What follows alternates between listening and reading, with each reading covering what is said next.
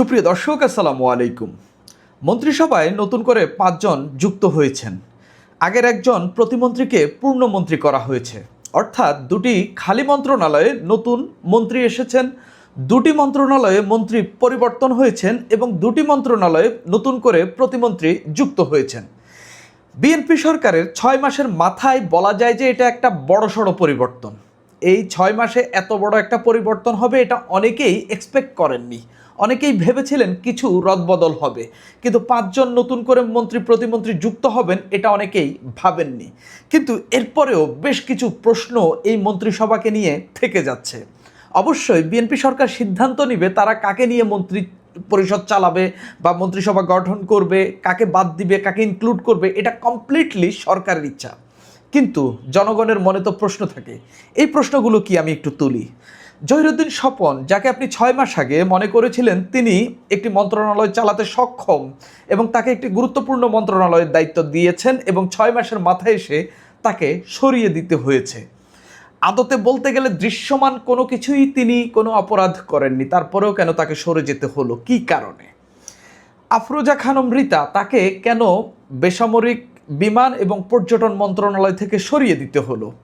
এবং তাকে এখন যে মন্ত্রণালয়টি দেওয়া হয়েছে, দেশের প্রেক্ষাপট চিন্তা করলে এই মন্ত্রণালয়টি আরও গুরুত্বপূর্ণ। যেখানে আপনি মনে করছেন বেসামরিক বিমান ও পর্যটন মন্ত্রণালয় তিনি পারেননি বা সেই অর্থে ডাইনামিজম তিনি দেখাইতে পারেননি, সেটা খাদ্য মন্ত্রণালয় কিভাবে দেখাবেন? এটা আরেকটা প্রশ্ন। আরও একটি প্রশ্ন হইল, একটা মন্ত্রণালয়ে ২ জন প্রতিমন্ত্রী কেন? এরপরে যে প্রশ্ন সবচেয়ে বড়, সেই প্রশ্নটি হলো, এখনও একজন মন্ত্রীর অধীনে একাধিক মন্ত্রণালয় আছে।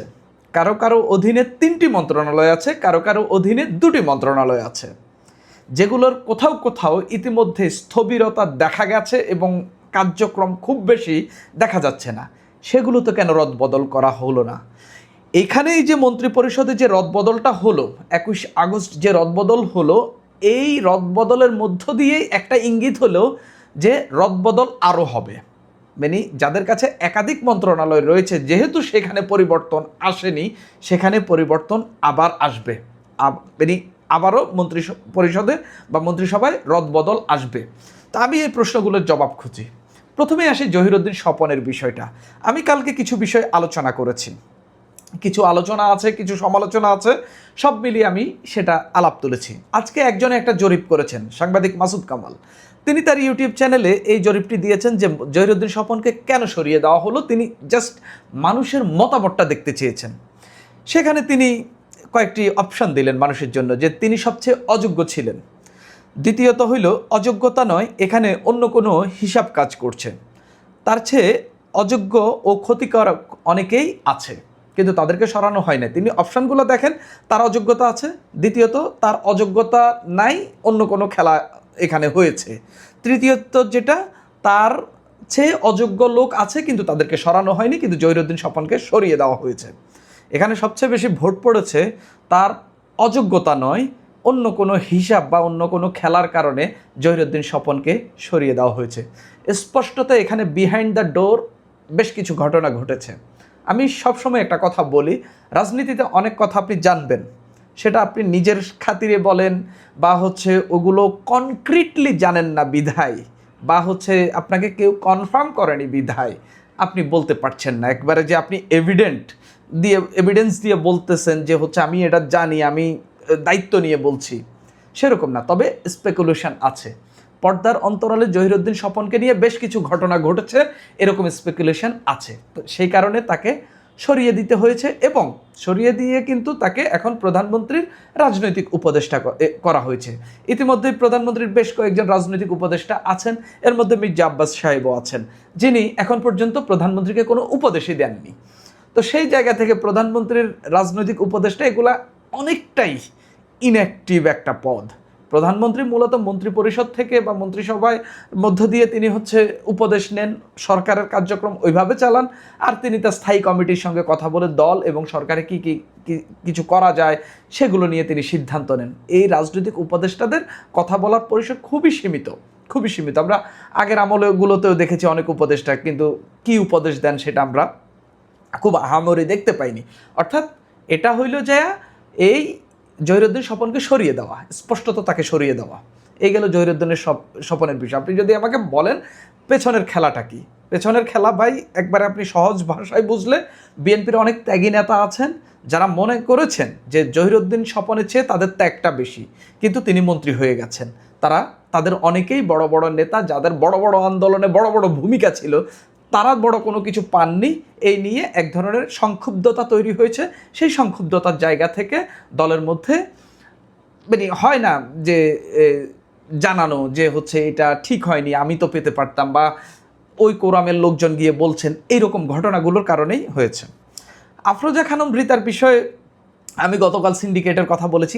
আজকে তার মন্ত্রণালয়ে যিনি প্রতিমন্ত্রী ছিলেন রশিদুজ্জামান মিল্লাত, তিনি আজকে একটা স্টেটমেন্ট দিয়েছেন, যিনি এখন বেসামরিক বিমান ও পর্যটন মন্ত্রণালয়ের পূর্ণমন্ত্রী হয়েছেন। তার স্টেটমেন্টে তিনি স্পষ্টত বলেছেন সেটা খুবই ইন্টারেস্টিং। তিনি বলেছেন, বাংলাদেশ বেসামরিক বিমান চলাচল ও পর্যটন কর্পোরেশনকে নতুনভাবে সাজানোর লক্ষ্যেই প্রধানমন্ত্রী তারেক রহমান মন্ত্রিসভায় পরিবর্তন এনেছেন। তার মানে তাকে প্রতিমন্ত্রী থেকে প্রমোশন দিয়ে মন্ত্রী করেছেন, আফরোজা খানম রিতাকে সরিয়ে দিয়েছেন। অর্থাৎ তিনি বলছেন এগুলাকে ঢেলে সাজানোর, নতুনভাবে সাজানোর জন্যই তাকে মন্ত্রী করেছেন, আফরোজা খানম রিতাকে সরিয়ে দিয়েছেন।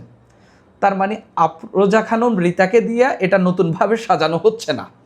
এটাকে আপনি অদক্ষতা বলতে পারেন বা অবিশ্বাস বলতে পারেন, যেভাবেই আপনি ইন্টারপ্রিট করেন। আমি অবিশ্বাসের দিকে যাব না, আমি বলবো যে তিনি যেটা বলছেন যে যেভাবে প্রধানমন্ত্রী চেয়েছেন, যেভাবে নতুনভাবে সাজানোর কথা বলেছেন, সেভাবে আফরোজা খানম রিতা সাজাইতে পারেন নাই, সেজন্য তাকে সরে যেতে হয়েছে।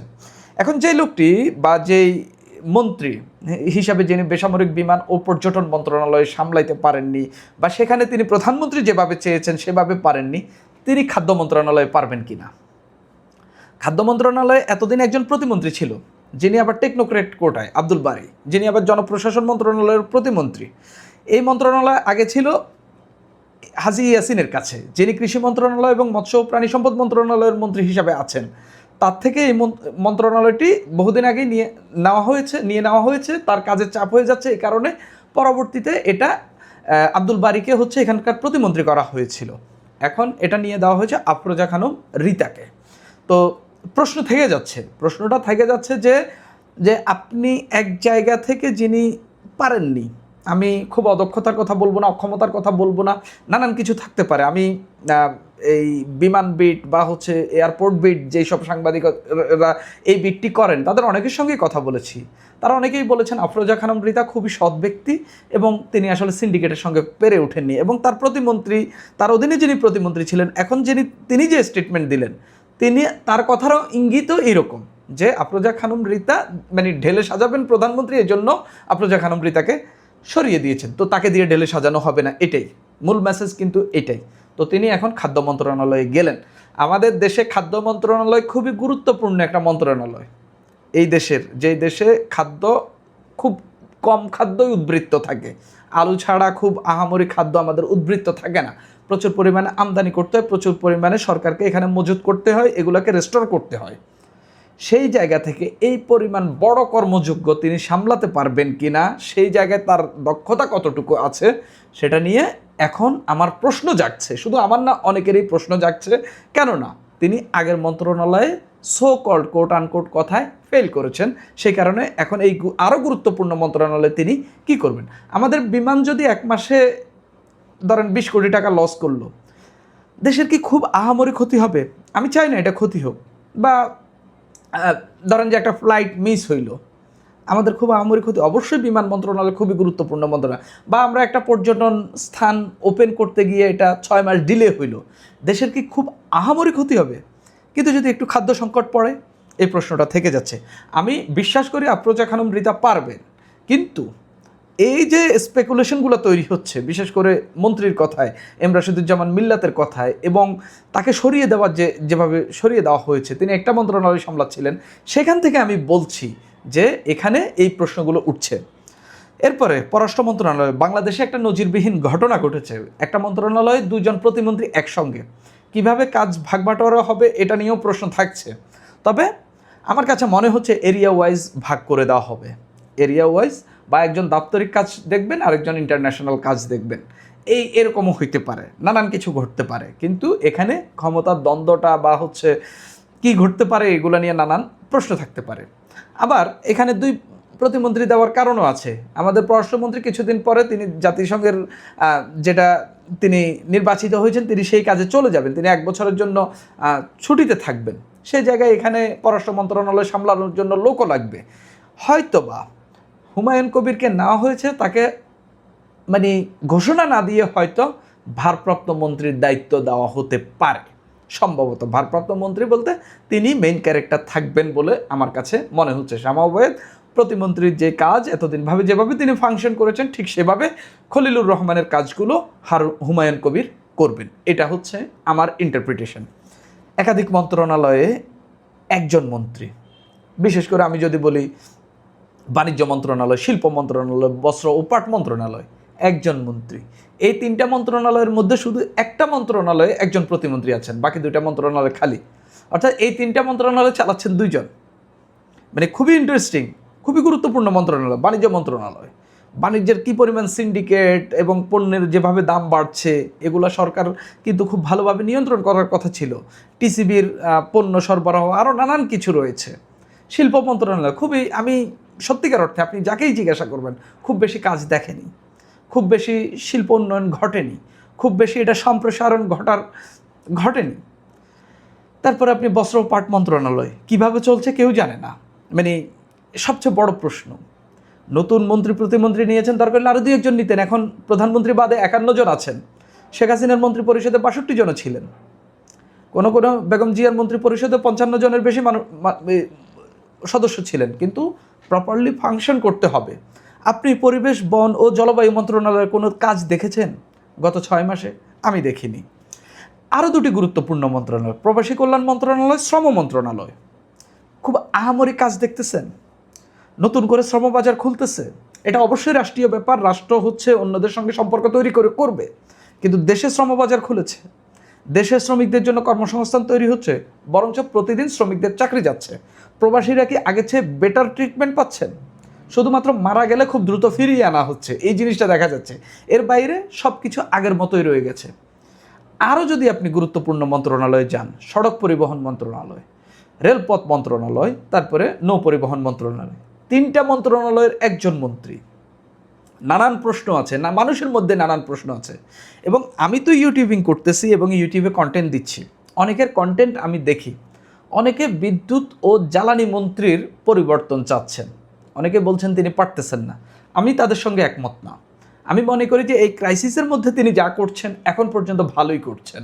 কারণ এই ক্রাইসিস আমাদের দেশের কারণে, আমাদের কারণে তৈরি হয়নি। কিছু ক্রাইসিস তৈরি হয়েছে মধ্যপ্রাচ্যের যুদ্ধের কারণে, কিছু ক্রাইসিস তৈরি হয়েছে দুর্ঘটনার কারণে। জাস্ট এই ঘটনাগুলোর কারণেই আমরা এই বিদ্যুৎ ও জ্বালানি নিয়ে এরকম একটা প্রবলেমের মধ্যে পড়েছি। ওইগুলো ঠিক হয়ে গেলে আশা করা যাচ্ছে যে এই জিনিসটা ঠিক হয়ে যাবে। সরকারের খাইয়ে দেওয়া কাজ পড়ে নাই যে হচ্ছে দেশে তেল কম আমদানি করে, তারপরে গ্যাস কম আমদানি করে মানুষকে কষ্ট দিয়ে সরকারের বিরুদ্ধে নিয়ে যাবে মানুষকে, এটা সরকার করবে না। এই সরকার সর্বোচ্চ চেষ্টা করবে কয়েকটা জিনিস করার। মানুষকে বিদ্যুৎ জ্বালানি ঠিকঠাক মতো দিয়ে মানুষকে শান্ত রাখার চেষ্টা করবে, মানুষের মধ্যে অস্থিরতা তৈরি করবে না, সরকারের উপর বিশ্বাস তৈরি করার চেষ্টা করবে। এবং সরকার এটাও চেষ্টা করবে নিত্য পণ্যের দামটা যেন স্থিতিশীল রাখার সর্বোচ্চ চেষ্টা করবে।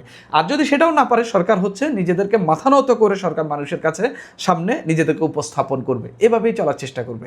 তো আমি এখানে বিদ্যুৎ মন্ত্রীর খুব আহামরি দোষ দেখি না, কারণ এই ঘটনাগুলো তো আমি আমার নিজের চোখের সামনে দেখতেছি। আমি প্রতিদিনই এগুলোর কোনো না কোনো নিউজ এডিট করতেছি, কোনো না কোনো নিউজের সঙ্গে আমি কানেক্টেড থাকতেছি। এগুলো খুবই মানে বৈশ্বিক পরিস্থিতির কারণে, দুর্ঘটনার কারণে এই ঘটনাগুলো ঘটছে। যদি এগুলো ম্যানেজ করা যায়, আর সর্বোপরি যেটা আমাদের জ্বালানিতে পুরোপুরি গ্যাসের উপর নির্ভর হয়ে গেছে।